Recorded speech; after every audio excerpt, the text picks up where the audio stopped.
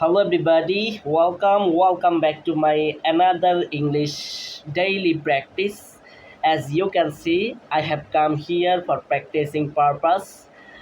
In order to practice my English speaking, I opened my camera and then I have started my English speaking. I have been practicing my English speaking for 20 minutes since morning. It's around 7 a.m. and it's a morning time. I have been practicing my English speaking since morning. Okay, right now it's a morning time and I'm practicing my English speaking.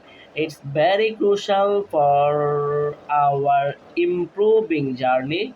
And right now, I'm a practicing journey, so that it's very crucial to practice every day, every situation. So it's my challenge. I'm practicing my English speaking every day, every situation, whatever I do, wherever I go. Okay,